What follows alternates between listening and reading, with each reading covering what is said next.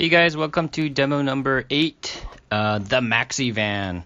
Doesn't sound very exciting, but if you can obviously tell, it's a play on my life stage where I'm driving a minivan everywhere because I'm chauffeuring the kids. So I thought, well, how can I make a minivan cool? And that's my attempt here. And this kind of goes back to my childhood where I was into drawing cars as a kid, and more specifically Hot Wheels cars. And very common, especially with little boys. I'm seeing my son do the same thing. He's just on his own volition will start drawing a car and, of course, planes and that sort of thing. But I'm actually not really a car guy. I mean, I know very little about cars, especially in terms of fixing them. I'm a slave to the dealership and all that. And any kind of car woes kind of stresses me out. And I don't, watch racing or pay attention to certain car models or, have this, like I have a couple friends who are definitely very into cars in terms of the types they want to drive. Some have even actually taken racing lessons and all that sort of thing. But for me, it's more about, again, some things that I liked as a kid is still true today.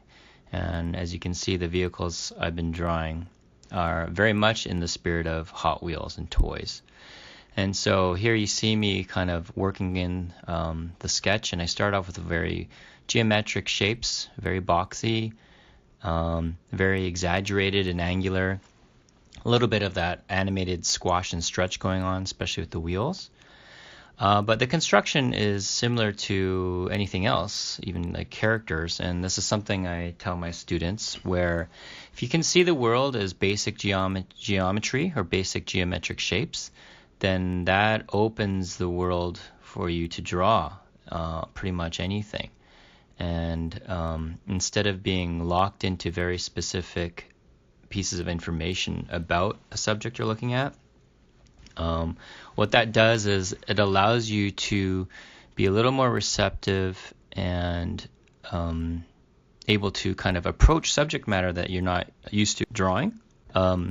So, like for example, if you have a preference for drawing people or organic shapes and nothing that's hard surfaced or inanimate, then the way to kind of approach it is, well, both organic and hard surfaces are comprised of geometric shapes, right? There's cylinders and spheres and cubes that form the body, and there's cylinders and spheres and cubes that form like a car. And as soon as you start to see the world in that regard, it becomes a much more attainable and more approachable and accessible in terms of drawing anything that you see. And so the construction is very similar. The way I draw characters, the way I draw creatures, environments, and the way I draw cars in this case is the same sort of stage of work where I start with geometric silhouette or shape, sketch it out, and then as a building block, add at each layer, each stage, fine-tuning and detailing and drawing through and erasing what you don't need later on. So as you can see, I drew the entire wheel, and I can draw around it in the same way as putting clothing and accessories on a human body. And that allows me to envision the perspective and proportion and scale and make sure things wrap around correctly, and then I can always erase what I don't need after the fact. And so that's what you're seeing here as I just approach the wheels. So this was a lot of fun because the challenge was, how do you take an ordinary or even less than ordinary type of vehicle class and make it interesting. And that's what I think I've always liked about Hot Wheels is they'll take an everyday thing, like a tractor, for example. One day I got my son this Hot Wheels basically train tractor kind of vehicle. It was like combining both a train mentality and a farm tractor and a hot rod. And he loves all three of those things. And so to see it all combined in one, he's like, oh, this is so cool. And that's certainly the type of mentality I approached here is, very loosely based on the idea of a minivan. And you can certainly tell by the angular and rectangular shape of the body, and then kind of pushed beyond that. right? And adding, certain sensibilities that relates to sports cars or concept cars. And I mean, even the name itself, when you think of the brand of Hot Wheels, like the name itself, it's essentially turning everything into a performance vehicle. Whether or not it's very practical, that doesn't matter, because it's appealing for kids. And that kind of appeal stayed with me to this day, because when I think even about video games I used to play, racing games, for example, I was always more partial to arcade racers as opposed to simulation racers like Gran Turismo. And I enjoyed those as well. I could play those as well. But it was always more like, San Francisco Rush 2049 and Twisted Metal and, Need for Speed and Burnout. So it was perhaps serendipitous that when I got into video games, the two main IPs I worked on were arcade racers, right? So Cell Damage and then Full Auto 1 and 2. Although it's been some time has passed since I've actually drawn some cars, in the last month, I've kind of been revisiting that. I've been doing about 7 or 8 of these, and I'll probably keep going with that. And you'll notice it's very consistent. All the cars that you see me sketching have that same kind of Hot Wheels inspiration.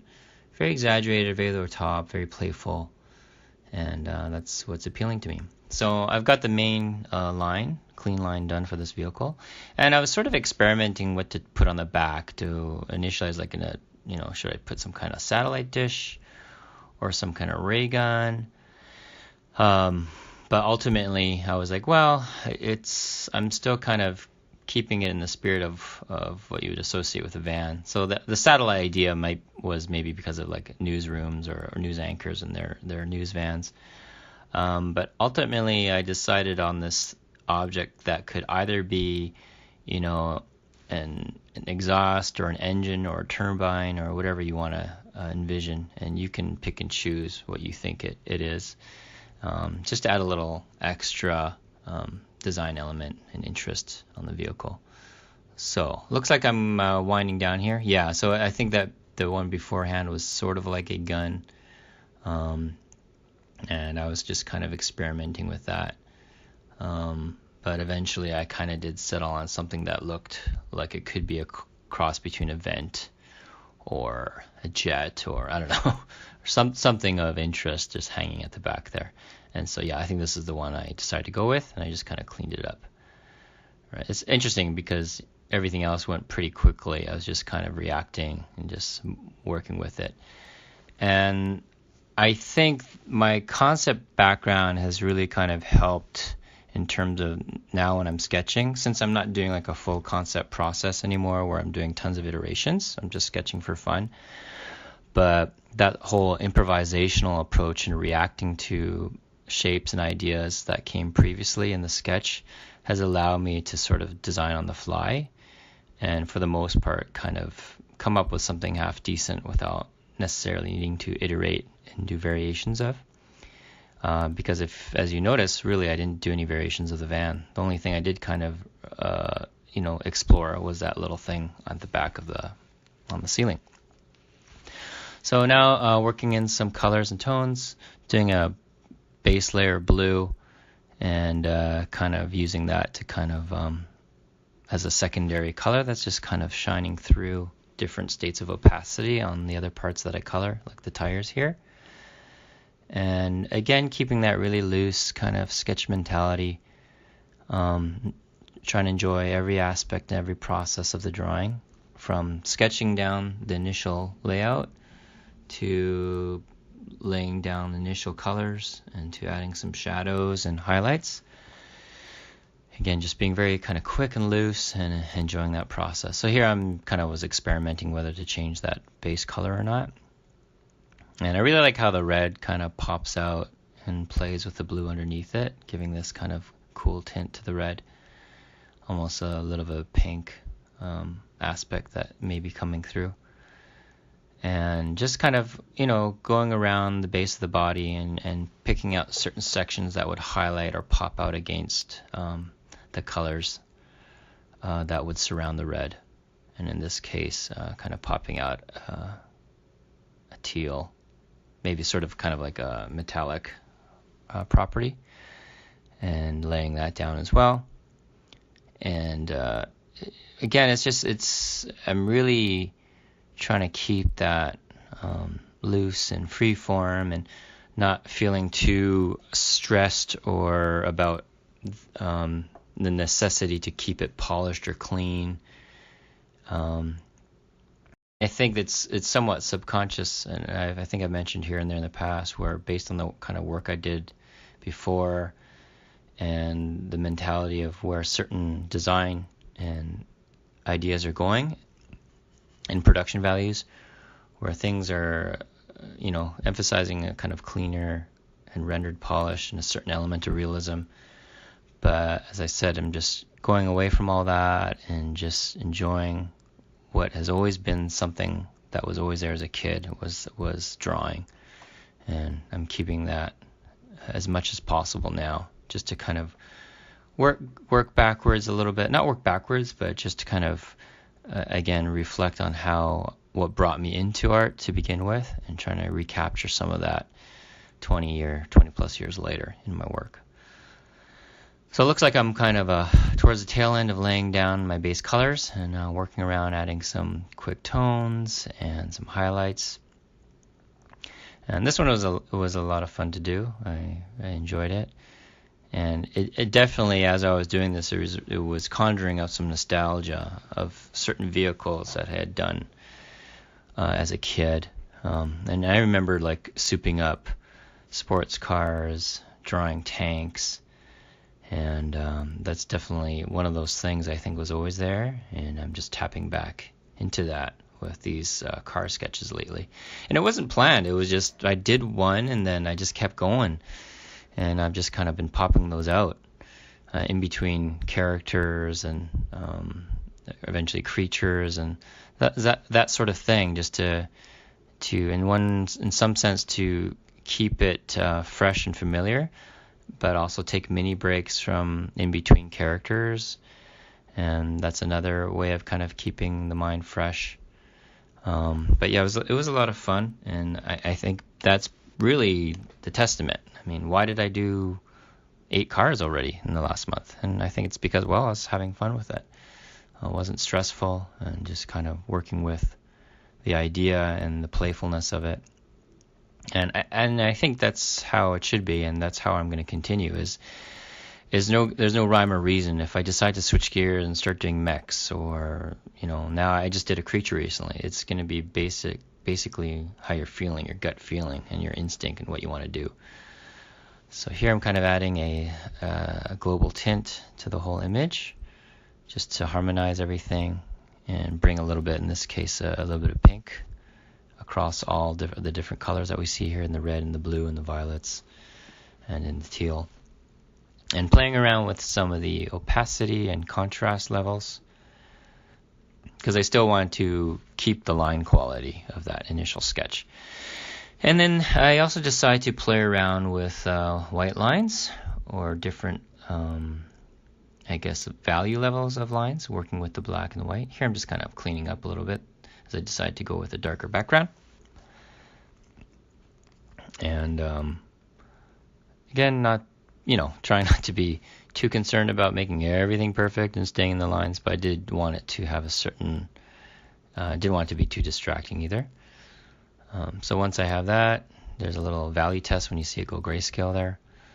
Do a quick kind of very rudimentary background, just to cement the vehicle and cast a shadow as well. And then I think what's going to happen here is I start to play with the line values a little bit. Now, of course, when designing something that's based on objects in our world, which tends to be 99% of things that are out there, there's a certain level of understanding of functionality and form that comes with it. But because I'm not really showcasing, the inside of the engine or anything like that, I'm not really needing to go with some in-depth research. Just going with the base understanding of what we get in silhouettes of a van and proportions of a, really over-the-top race car and toys, and then playing with those 3 things. And as long as it's somewhat believable, I think people can get the idea and not really think twice about, is that practical? Will that vehicle actually function based on those proportions and other things? It's different if you're going for something that's based in real world or the style is very realistic, then that kind of disparity in level of forgiveness, it becomes a little more strict. And then we have to pay a little more attention and do some referencing and researching. So here I'm playing with an inverted line just to see how that will stand against the color. And I decide to keep some things in a dark line and some things in a brighter line for an additional level of contrast. And that again keeps a certain variation of design and clarity and interest. And so there's certain kind of rules you also follow. So in this case, where you see brighter lines, it tends to be either glass or plastic or something like chrome. And that's essentially the mentality I went with here. Whereas the main base of the body, as well as the wheels, they'll retain a darker line.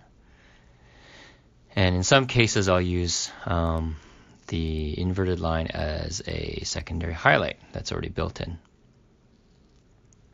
And so that's what you're kind of seeing happen here. I'm kind of experimenting with that. So I think we're winding down to the end here.